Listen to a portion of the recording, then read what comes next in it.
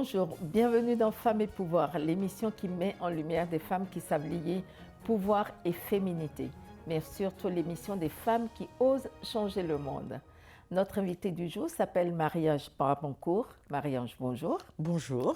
Merci d'avoir accepté notre invitation. Ça me fait plaisir d'être là. Alors, je rappelle, vous êtes animatrice, vous êtes comédienne, vous êtes réalisatrice, vous êtes productrice. Vous avez démarré votre carrière, vous étiez la première femme noire à la télévision du Québec. Oh, tout à fait. Bon, est-ce qu'on a toute la journée, toute la nuit? Bon, écoutez, oui, j'ai eu le plaisir d'être la première femme noire à faire ce métier au niveau professionnel. J'ai commencé par une émission qui s'appelait Les Arts et les Autres. C'était à Vidéotron à l'époque. Et ensuite, je suis allée à Radio-Canada. À Radio-Canada. Et ensuite, j'ai fait l'émission Au jour le jour. Ensuite, c'est par la suite, je suis allée à Musique Plus. Et d'ordinaire, les gens commencent par Musique Plus. Moi, je suis allée à Musique Plus à l'émission Facts, et le bulletin de magazine culturel qui était là tous les soirs. Je faisais les grandes entrevues, les grands dossiers théâtre, cinéma, danse, littérature. Et voilà, et puis j'ai un peu travaillé un peu partout. Et à l'époque, c'était TQS, j'ai fait une émission à TQS, TVO, la chaîne française. J'ai animé une série d'émissions. Bon, voilà, j'ai fait... Donc, c'est un métier que vous avez... en tout cas, vous avez ouvert la porte à beaucoup de femmes noires, parce que la première fois que je vous ai rencontré, ce qui m'a marqué, il y avait une jeune femme qui fait de la télé et qui, rien qu'au son de votre voix, vous a reconnu. Elle ne vous avait pas vu, mais elle a reconnu cette voix et elle a dit c'est une voix qui a bercé... Sabine Daniel. C'est une voix qui a bercé mon enfance parce que mon père regardait ça et je m'identifiais déjà à cette voix. C'est quand même énorme en termes de reconnaissance. Je pense que quand on fait ce métier, on ne se dit pas qu'on fait le métier pour représenter quelqu'un. Mais on veut quand même laisser une trace, on veut quand même être un exemple. Et comment être un exemple pour faire ce métier ? Le métier, c'est un métier qui demande de la rigueur, c'est un métier qui demande du savoir, c'est se documenter constamment et sur tous les sujets, parce qu'au fait, on doit avoir une culture générale pour faire ce métier-là. C'est important parce qu'on ne sait pas qui on va rencontrer. Et je pense que pour qu'on soit, les jeunes qui regardent, qui soient confiants et qui sachent qu'il y a du travail aussi à faire, que être à la télévision à l'avant-plan, c'est pas seulement ça, parce qu'il y a un travail en arrière qui se fait aussi, il y a une préparation. Absolument. Voilà. Et vous êtes aussi présidente du conseil d'administration de ballet d'Edith Toussaint. Oui, depuis un an déjà, je suis présidente du conseil du ballet Edith Toussaint. Le ballet Edith Toussaint, bon, c'est aussi une compagnie de danse, c'est une fondation, c'est aussi une école de danse, donc qui est basée à Laval. Et Edith Toussaint, c'est un des grands chorégraphes d'origine haïtienne qui est allé à travers le monde présenter des chorégraphies. Il a à son actif plus d'une centaine de chorégraphies. D'ailleurs, on a un gala bénéfice le 5 octobre. Le 5 octobre, où on présente le boléro de Ravel et puis d'autres choses aussi, dans une chorégraphie extraordinaire de Edith Toussaint. Donc, les gens qui veulent y aller peuvent avoir leur billet via Eventbrite. Ils peuvent avoir le billet, c'est sur Eventbrite. C'est ça? Eventbrite, et puis ensuite, ou bien appeler au ballet Edith Toussaint. À Laval. À Laval, oui. Voilà. Très bien. Et vous êtes aussi très engagée sur des sujets qui parlent de votre pays d'origine, Haïti. Parce que vous avez réalisé plusieurs films, notamment un qui s'appelle « Pour que plus jamais ». Vous pouvez nous en parler un peu? Bon, c'est un film que j'ai fait, qui est sorti en 2014 d'ailleurs. On avait eu un prix pour ce film-là, un festival en Italie, un prix pour la mention pour l'instinct et la rigueur. Ce film, je voulais absolument parler d'Haïti, mais en faisant un constat social, Donc c'est un film coup de poing. Je crois que j'ai eu une lecture de ce pays via le personnage central qui s'appelle Mia. Mia est en quelque sorte une métaphore de la société tout entière, et tout lui est arrivé à Mia. Donc c'est un film qui m'a valu beaucoup de problèmes à tous les niveaux. Et c'est un film qui a été m'a menacé de mort pour ce film, etc. J'ai tout connu. Mais parce que semble-t-il que je suis allée trop loin dans ce que je disais dans le film. Mais de toutes les façons, le cinéma étant la mémoire d'un peuple, si en tant que scénariste, en tant que cinéaste, on a peur de dire ce qu'on a à dire, donc ce qui veut dire l'avenir du cinéma est en péril. Donc je pense que c'est un devoir de laisser la trace, et je pense que tout peuple doit avoir cette trace qu'il laisse pour les autres. Alors je crois qu'étant donné qu'on n'a pas vraiment un cinéma défini, qu'on peut dire un cinéma haïtien. Le film, c'est un film canadien, hein, bien sûr. Mais je voulais absolument qu'il y ait une référence à Haïti pour ce film-là. Et moi, j'aime faire du cinéma engagé. Et parce que depuis que j'ai quitté la télévision, j'ai décidé de retourner à mes anciennes amours, que ce soit d'incarner des personnages dans des films et aussi d'écrire. En ce moment, je me consacre vraiment à écrire des scénarios, à produire d'autres films aussi, des films des autres, parce que j'ai envie de dire des choses via le cinéma à travers des sujets qui me correspondent et qui soient à caractère sociopolitique, qui soient, au fait, des sujets qui parlent.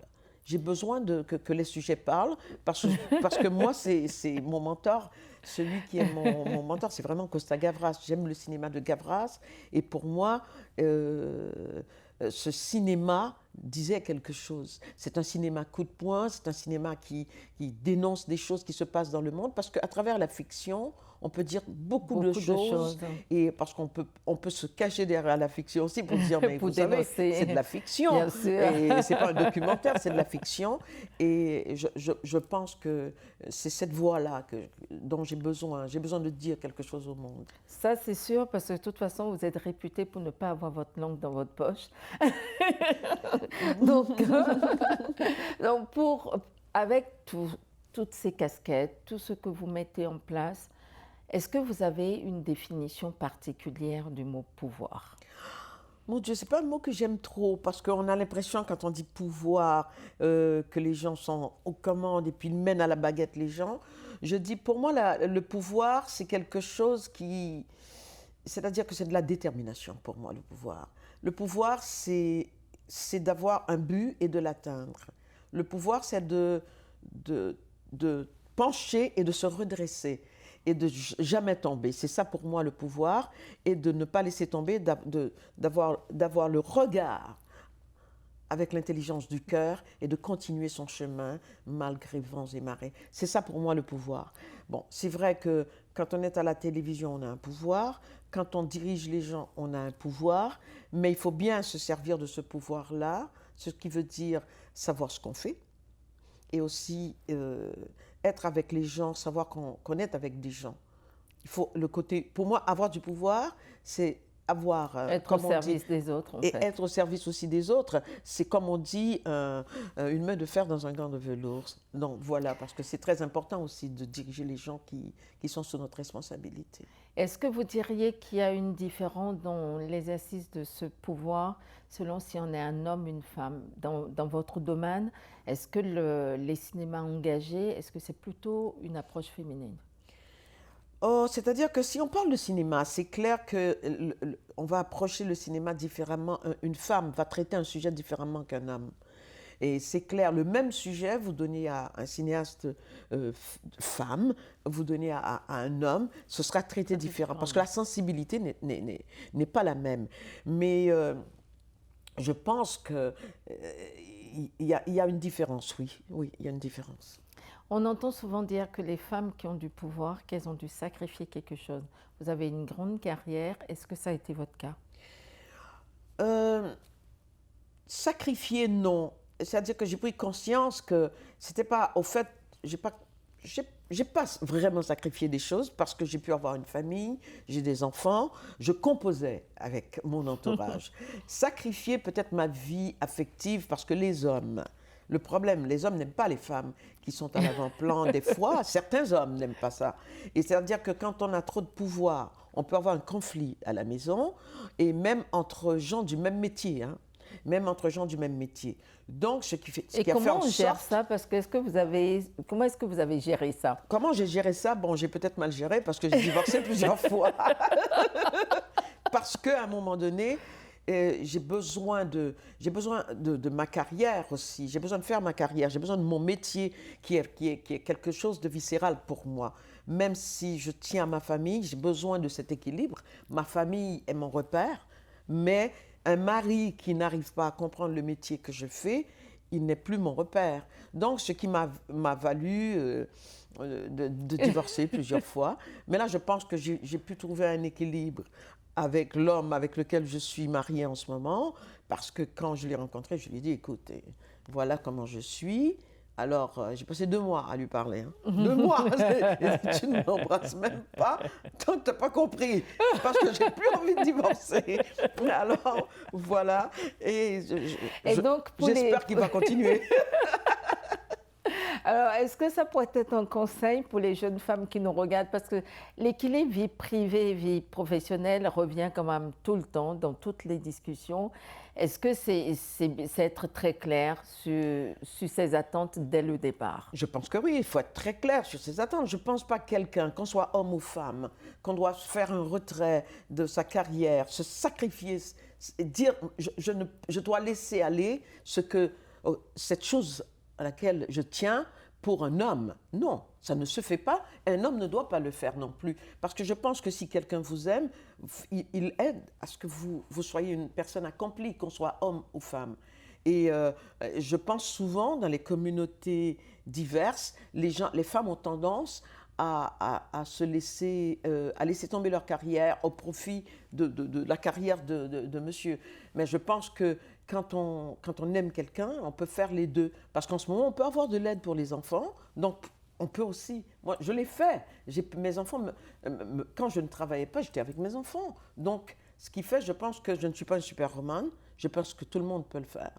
Et ce que je dirais aux femmes, écoutez, si quelqu'un vous aime, il ne va pas vous dire de laisser tomber votre carrière, que ce soit par jalousie ou pour autre chose. Je pense que ce n'est pas de l'amour, c'est de la possession. C'est pas de l'amour, là, c'est de la possession. C'est ça, voilà, c'est ça. Très bien. Ben, on va faire une petite pause et on revient dans quelques instants.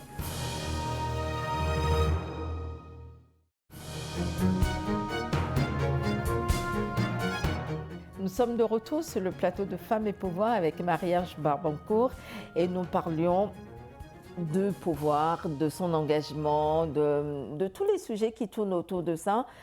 Et j'avais envie de vous demander, Marie-Ange, parce que tout à l'heure vous avez parlé de l'équilibre vie privée, vie professionnelle, comment est-ce que les femmes ce qu'elles devraient faire en tout cas, ne pas sacrifier tel volet pour tel autre, à la place de tel autre. Je pense que en tout cas, c'est mon humble avis. Voilà.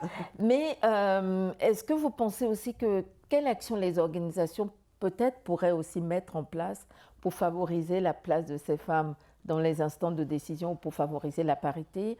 Et j'ai envie d'aller même plus loin pour faciliter l'accès notamment aux femmes issues de la diversité dans les instances de pouvoir, parce que c'est quelque chose qu'on ne voit pas beaucoup. Vous avez été la première femme noire à faire de la télévision au Québec.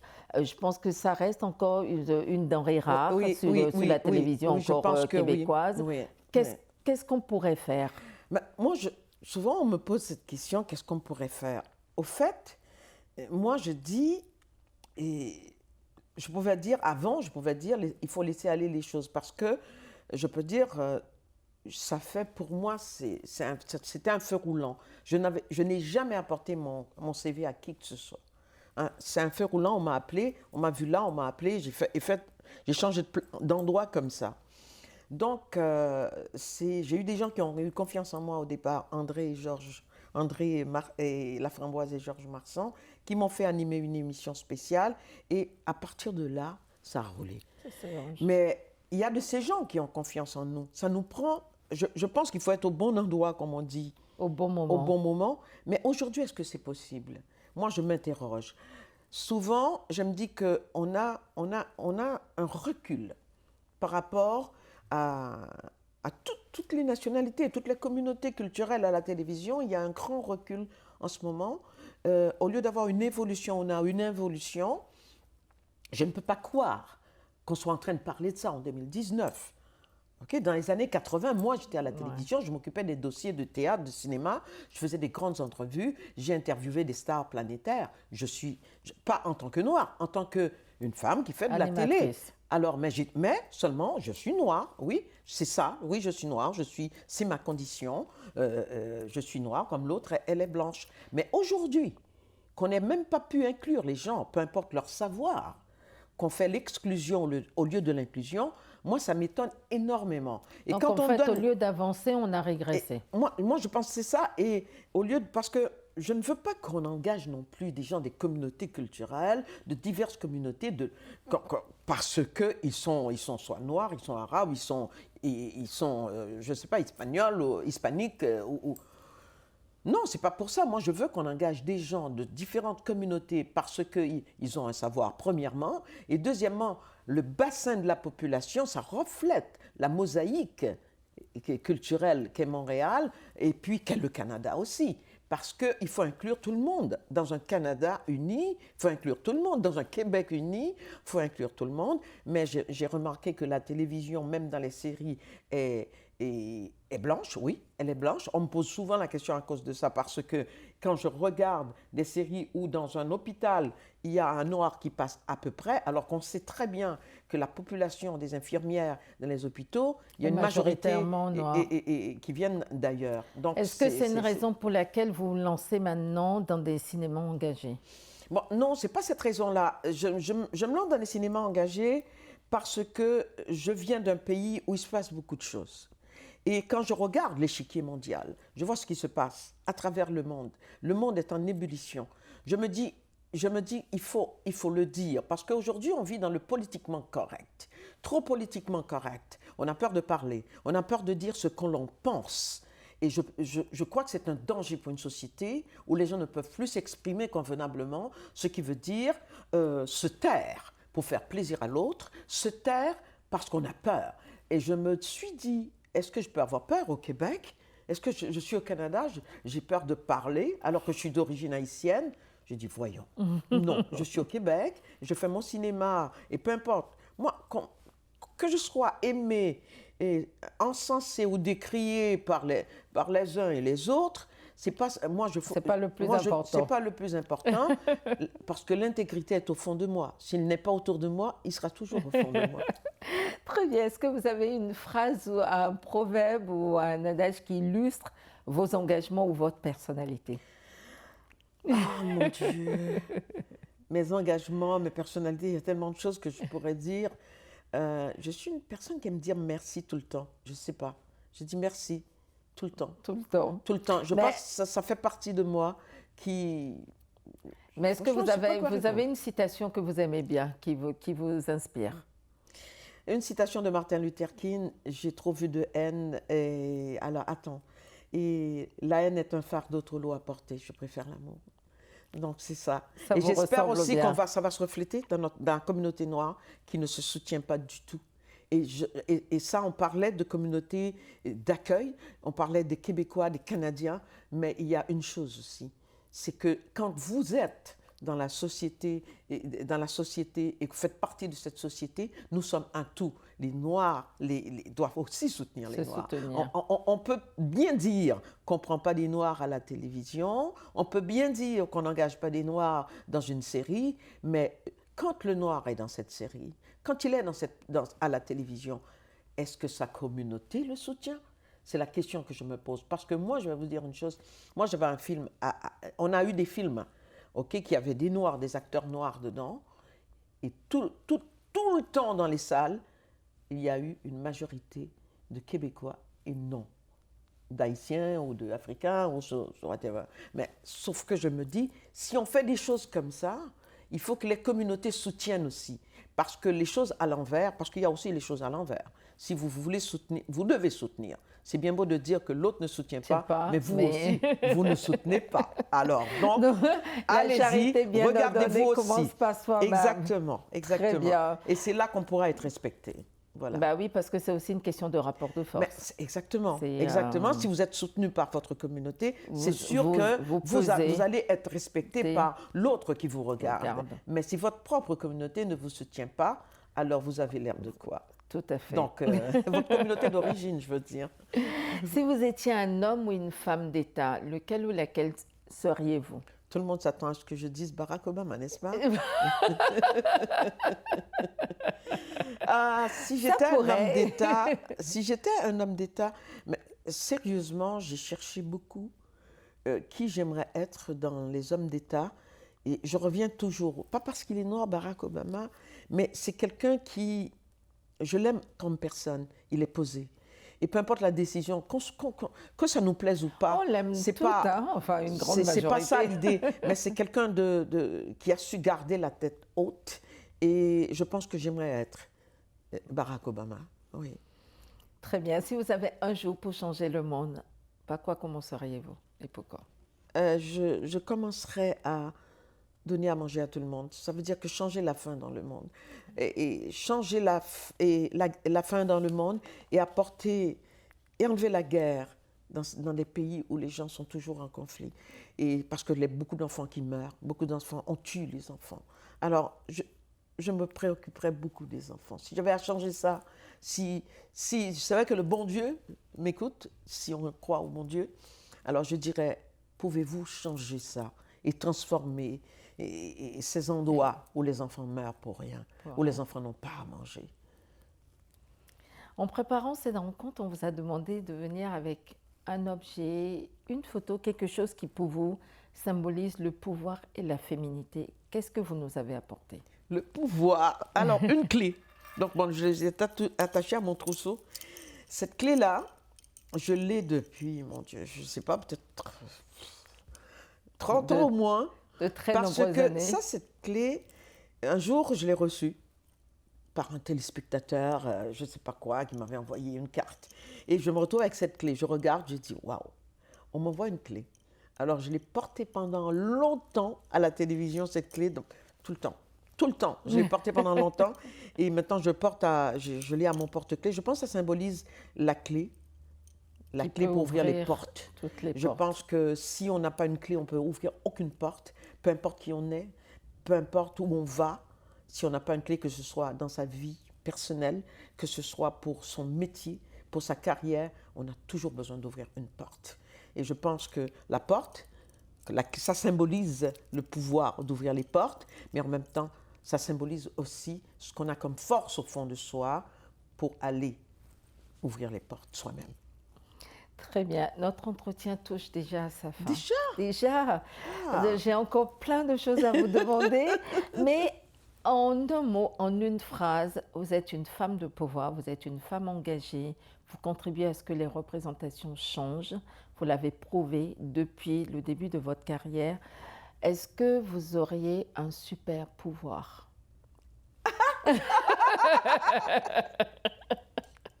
Oh my God, la parole. Très bien. La parole, je dirais. Parce que quand j'ai quelque chose à dire, je le dis. Et je pense sans prétention que je suis capable de capter par la parole et je suis capable de convaincre par la parole. La parole se fait chère quand j'ouvre ma bouche. Bravo. Mais merci beaucoup, Marie-Ange. Ça a été un grand plaisir. C'est passé trop vite. Ah, c'est passé trop vite, ma foi, il hein. faudrait qu'on vous réinvite, en fait. Ah ben oui, absolument. Je suis prête à y retourner, moi, n'importe quand, moi. Vous savez, la télé, c'est une seconde nature. Très Merci, bien, merci beaucoup. Et merci à tous les téléspectateurs. Et puis, je vous dis, je vous aime. Merci Marie-Ange, ça a été un grand plaisir de vous avoir. En tout cas, pour toutes les personnes qui nous ont suivis, j'espère que vous avez pris autant de plaisir à regarder cette émission et j'espère qu'elle vous a plu. Et si c'est le cas, n'hésitez pas à aller nous soutenir sur YouTube en mettant un pouce, en mettant vos commentaires et aussi sur tous nos réseaux sociaux, que ce soit sur Facebook, LinkedIn, Instagram et Twitter. Je vous dis à très bientôt.